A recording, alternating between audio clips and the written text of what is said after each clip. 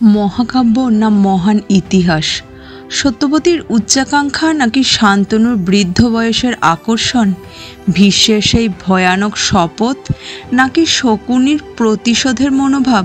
দুর্যোধনের রাজ্যলোভ নাকি পাণ্ডবদের অধিকারের দাবি? দ্রৌপদীর বস্ত্রহরণ নাকি কৃষ্ণের রাগ? আসলে মহাযুদ্ধের কারণ কি? খুঁজলে তো 100টা কারণ পাওয়া যাবে, কিন্তু আসল কারণ অজানাই বটে। ধৃতরাষ্ট্র বড় ছেলে ছিল, কিন্তু সমস্যাটা ছিল তার দৃষ্টিহীনতা নিয়ে। তাই পাণ্ডু হলো রাজা। হিসাব মতো রাজার পুত্রই পরবর্তী রাজা হয়, কিন্তু এখানে ব্যাপার গণ্ডগোলের হয়ে গেল। পাণ্ডু হরিণ ভেবে ঋষিকে হত্যা করলেন এবং অভিশাপ পেলেন। ফলাফল শুরু, বনবাসীর জীবনযাপন আরম্ভ করলেন পাণ্ডু এবং ধৃতরাষ্ট্র হলেন রাজা। ধৃতরাষ্ট্রের পুত্ররা জন্ম নেয়, একই সাথে বনবাসে পাণ্ডবরাও জন্ম নেয়। পাণ্ডুর মৃত্যুর পর কুন্তী এবং পঞ্চপাণ্ডব রাজধানীতে ফিরে আসে, আর আশা থেকেই শুরু হয় সিংহাসনের লড়াই। শকুনি প্রতি পদে পদে দুর্যোধনের কানে বিষ ঢালতে থাকে। আপন বৈমাত্রেয় ভাই হয়ে ওঠে শত্রু। পরবর্তীতে পাণ্ডবরা খাণ্ডবপ্রস্থ বন ধ্বংস করে সেখানে রাজধানী তৈরি করে। ময়দানবের সাহায্যে মায়ানগরী নির্মাণ করে। কিন্তু সমস্যাটা হচ্ছে, হস্তিনাপুরের মতো এত বড় একটা সাম্রাজ্যের উত্তরাধিকার হয়েও দুর্যোধনের পাণ্ডবদের এই মায়ানগরী নির্মাণ সহ্য হলো না। ফলস্বরূপ দূত সভা। সেই সভায় ভাতৃবধূ, যাকে শাস্ত্র মায়ের সমান বলে উল্লেখ করে, তারই বস্ত্রহরণের আদেশ। সত্যি বলতে গেলে যুধিষ্ঠিরকে কেউ নিজের স্ত্রীকে পণ রাখার অধিকার দেয়নি, কিন্তু তাও মনে হয় যুধিষ্ঠির ভাগ্যকে বাজি রাখতে গেছিল। যখন রাজ্য থেকে শুরু করে নিজের ভাইদেরকে পর্যন্ত সে বাজিতে হেরে গেল, তারপরও সে কি করে নিজের স্ত্রীকে পণ রাখল, এটা বিশাল বড় প্রশ্নচিহ্ন রাখে। দ্রৌপদীর সখা তাকে সাহায্য করেছিল সেই মুহূর্ত থেকে বেরোনোর। এত কিছুর পর অবশেষে শুরু হলো সেই মহাযুদ্ধ।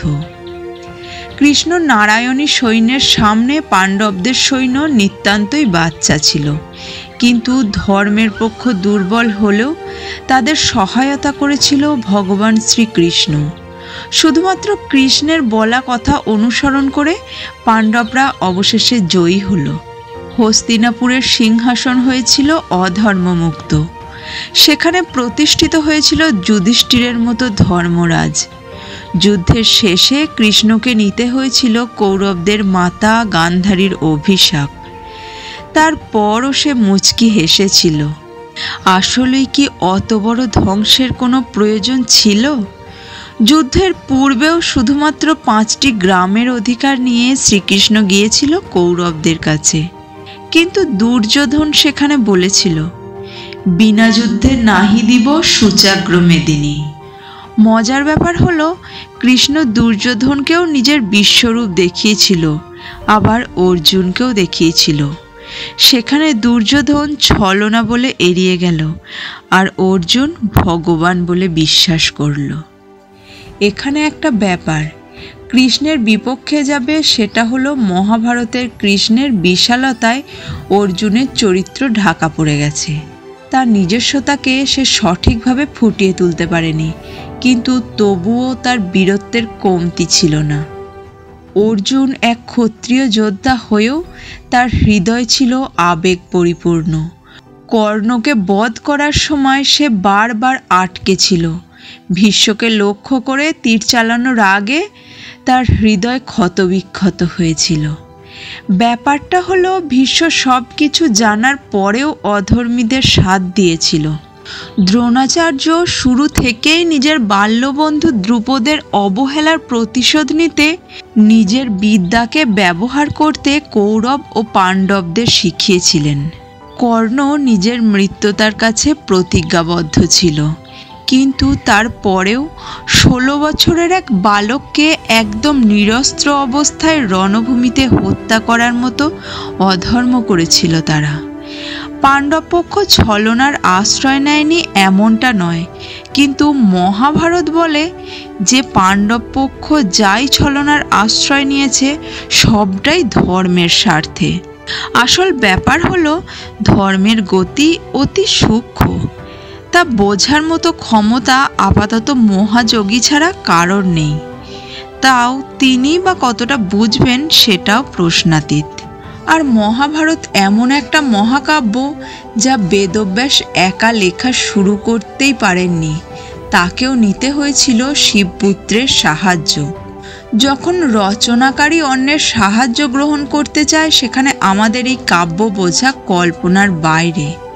একটা প্রবাদ বাক্য আছে, যা নেই ভারতে তা আছে মহাভারতে। সত্যি বলতে গেলে আমাদের জীবনের সমস্ত প্রশ্নের উত্তরই মহাভারতের মধ্যেই নিহিত আছে, কিন্তু তা বুঝে উঠে খুঁজে বের করার সাধ্য আমাদের মধ্যে নেই। যুদ্ধের শেষে কৃষ্ণ অশ্বত্থামাকে অভিশাপ দিয়েছিলেন অমরত্বের। একটি গুহায় আজও শিবকে পুজো দিতে অশ্বত্থামার আগমন ঘটে। কৃপ, ব্যাস, অশ্বত্থামা এই চরিত্রগুলো আসলে চিরজীবী। ব্যাসদেবও আছেন কোথাও লোকচক্ষুর আড়ালে। মহাভারত কাল্পনিক হলে অত বড় দ্বারকানগরীর ধ্বংসাবশেষ গুজরাটের সমুদ্রতল থেকে উদ্ধার হতো না। মহাভারতে উল্লিখিত ৩৫ নগরীর অস্তিত্বের প্রমাণও পাওয়া গেছে। ভারত ও রাজবংশের কথা মহাভারতের আদি পর্ব ৫০তম অধ্যায় বিস্তারিতভাবে উল্লেখ আছে, মনু থেকে শুরু করে বাকি ৫০ পুরুষের। যদি এটা কাল্পনিক গল্পকথাই হতো তাহলে এত কিছু বিস্তারিতভাবে লেখার তো কোনো দরকার ছিল না। সব সত্য, কৃষ্ণও সত্য। মহাকাব্য নয়, মহান এক বংশের ইতিহাস, যা রচিত হয়েছিল ভারতবর্ষেরই কোথাও একটা, যেখানে পড়েছিল ভগবান শ্রীকৃষ্ণের পদধূলি।